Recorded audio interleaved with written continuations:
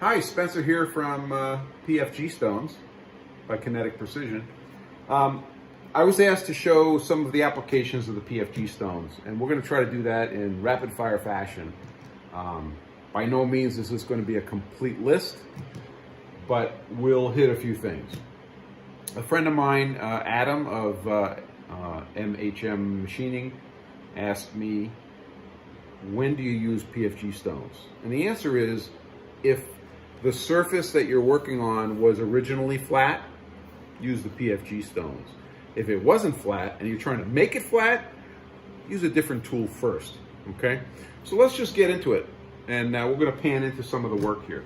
So the most basic thing is to take a surface that is flat and stone it to get rid of any burrs. In the video on my website at pfgstones.com, we show the removal of a burr, so I'm not going to do that here.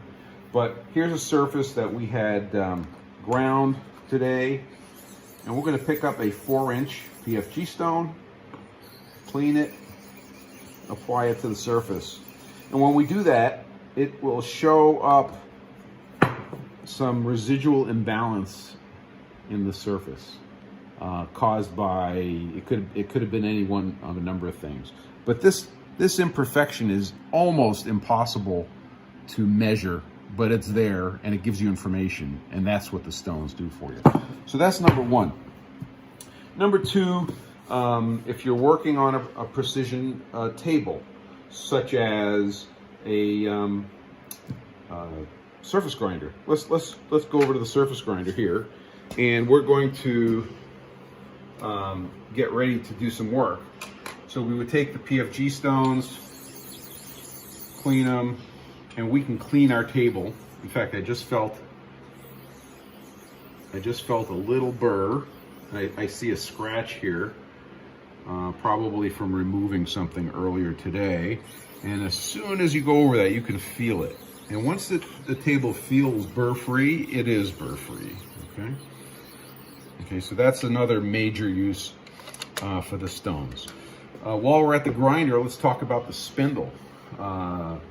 Again, a friend of mine who just got a surface grinder asked me how to dress the spindle. And if you look at my spindle, it's actually quite nice. It's got a mirror finish on it.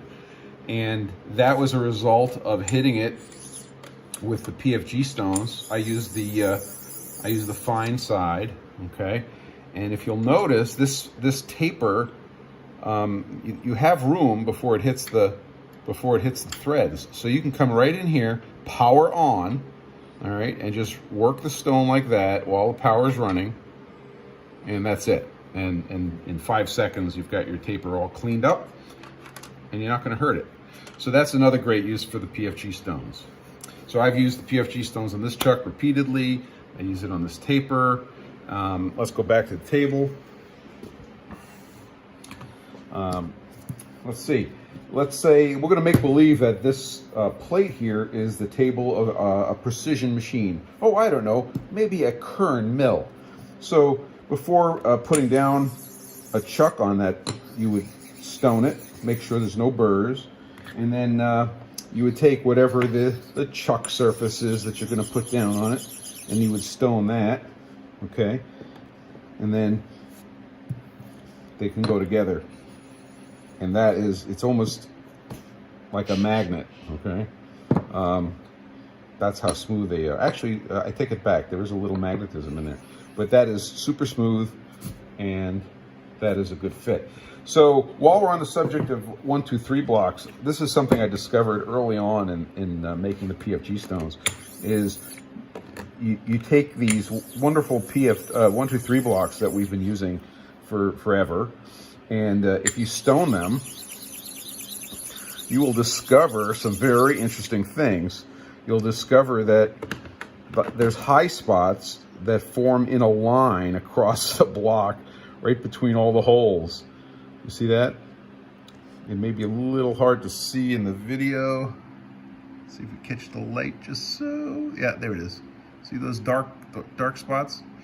So what we think is happening here is that they're grinding these with a great big wide stone, and when the stone goes over the holes, there's less load on it and it goes down, and when it goes over these ribs, there's more load on it and it goes up. So there's actually a wave in the surface of the 1, 2, 3 blocks. And now that you know that, you'll never not be able to see it. But that's another thing. If we're putting together precision blocks, okay, we would take each surface and stone them, and then go ahead and put together our setup, and we know that there's no burrs between them. Okay. Well, what about, random piece of metal in the shop? No, because that is not flat.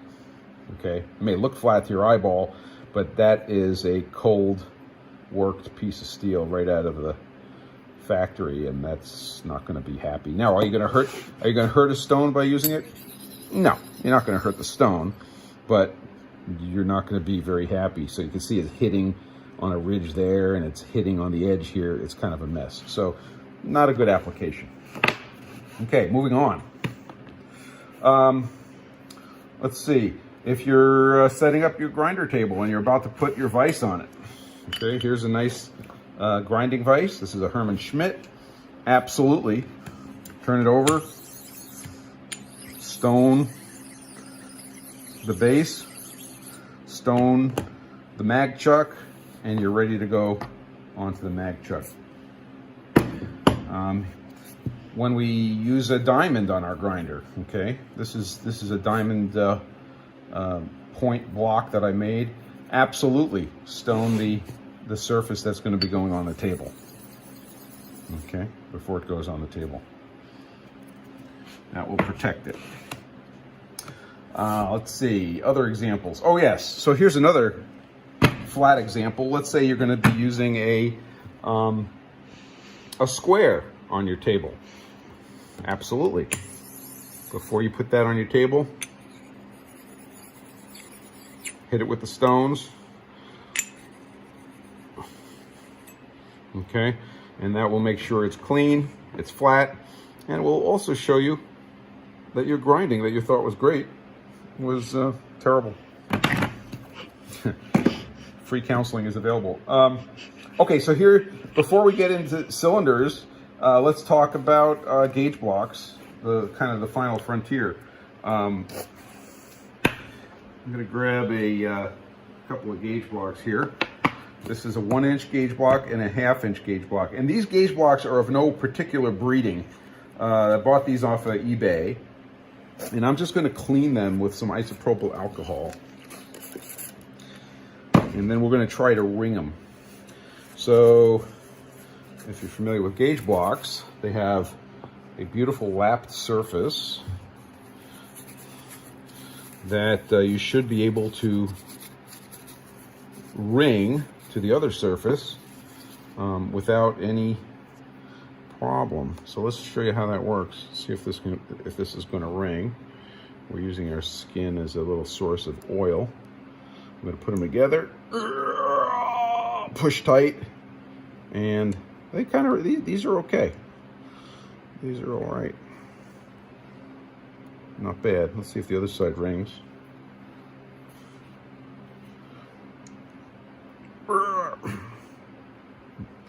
They're a little weak. All right, let's try one more. Here's the 2-inch block. Okay, and again, we're going to clean it.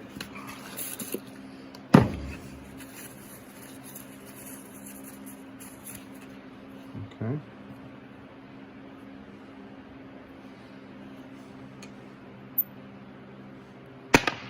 No good. No good. So what do we think's going on here? Probably the 2-inch block has some burrs in it. Okay, and I could see some minor scratches. It'd be very hard to pick up on the camera. Oh, yeah, kind of pick it up a little bit. So let's see what happens. So here's how we're going to use the PFG stones. We're going to come over here.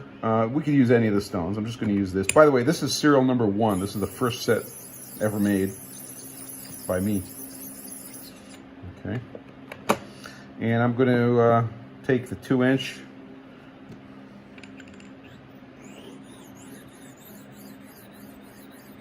That's it. Okay. So we just ran the 2-inch. Let's try it again with the 1-inch block. No, not enough. I'm starting to feel a little bit. Now I know what you're thinking. You're thinking, oh my gosh, he's removing metal from a gauge block. That must be changing the dimension of the gauge block. Well, the whole idea of the PFG stone is that when it's flat, well, it's still not gauging. Let's see. Not ringing. Let's see. And there we go. They're wrong. So stoning of gauge blocks is not super unusual, and the PFG stones can be used for that. That's the message. And if I work through all of these blocks and stone all the sides, probably restore them back to their beauty. A future video is going to deal with how much material gets removed when we use the PFG stones. Okay? Let's move on to cylinders and tapers. So here's a cylinder, and I know what you're thinking. You're thinking, hey, that's not flat. How could I use a PFG stone on that? Well, it's flat in one dimension, okay? So when I put this flat surface on here, it's going to make a line contact. So what I do is I'm going to use my hands, and I'm going to spin the cylinder as I work the stone.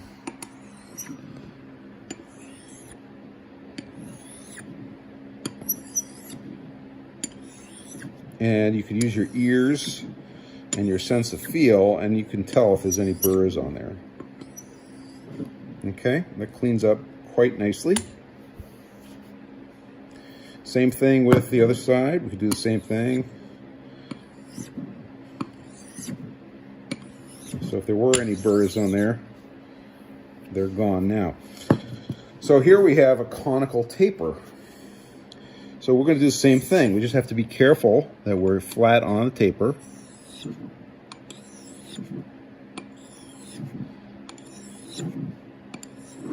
And that's how you use your PFG stones on a taper. This happens to be the arbor for my balancing stand. Okay, this goes into my grinding wheel hubs. Another conical taper you'll all be quite familiar with. This is a Cat 40 tool holder. Okay, this tool holder has been through the wars. Let's move over here to the 6-inch stones, and same deal. We're going to use the retention knob as a pivot. Okay, just stone as we move, and move around the stone, move around the the taper. There you go. Now the interesting thing is the stones reveal that the grinding on this taper was not too good. It's kind of chewy. But would I put that in my machine? Sure, I absolutely would put that in my machine right now. So let's see, did we hit everything? I think we did. Oh, one more thing. So this goes under the category of the grinder. This is a Suburban Tool master grind with the motor drive. And every time we put this together on the grinder table, on the mag chuck, we hit the base. Now here's a good example where you might have a large surface that you want to span, and this is where the 6-inch stones and their size might be quite valuable. But they're heavy, and sometimes you lose the feel if you're doing some precision work that you might get from the 4-inch stones. The 4-inch stones are a little lighter, and you might be able to feel a little better, but they might not be able to span a piece of work that you'd like to span. So that's another example. And I think I've run out of examples. I want to talk about two other things. One is, what shouldn't you use a PFG stone for? Don't use it for grandfather's axe. Okay.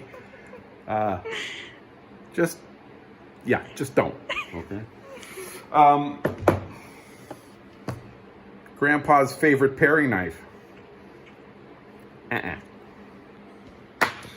Surprisingly, if you have a blade that was made straight, and so it's ground flat, such as these two blades, okay, or my favorite knife, these are all knives that have a straight line, and they're pretty amenable to the PFG stones. Now, do I recommend you go out and buy a PFG stone for the purposes of sharpening your knives? No, I don't.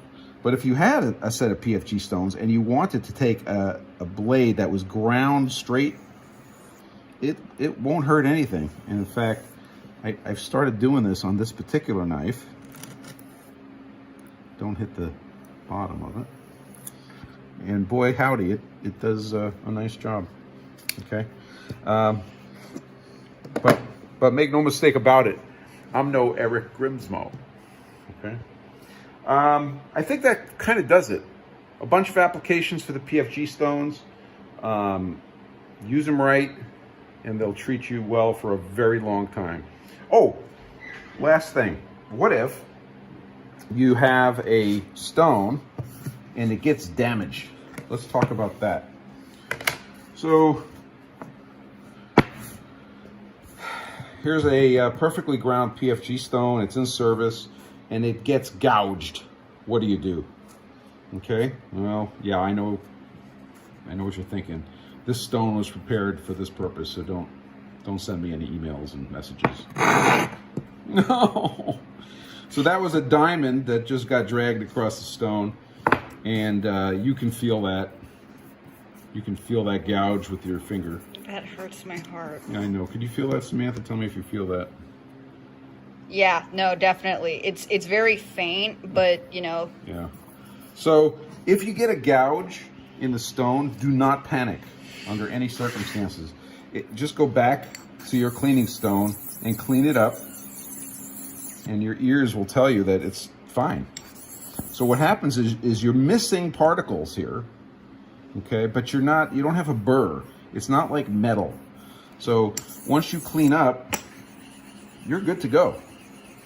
And you're back in business. So don't worry if your stone gets gouged. It still hurts my heart though, seeing it like that.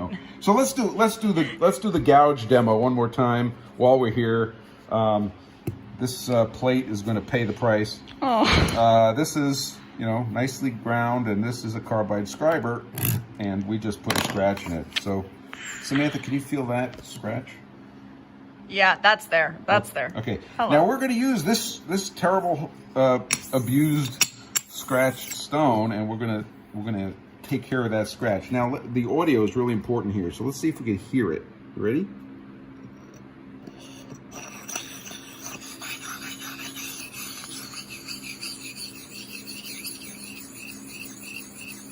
So it starts off sounding like gravel, and then it just smooths right out. Okay? And so now, I'll ask my camera person to tell me if you feel it now. Nope. It feels like it's gone, even though visually it's still there. And there it is, right? Yeah. So, there you go. Your scratched PFG stone can still save your scratched precision surface. So that's all I've got. Spencer Webb, Kinetic Precision for PFG stones. If you're interested in PFG stones, head over to pfgstones.com and you can read about the latest information and find a link to go purchase them. Thanks for listening, and don't be like this guy. Evil.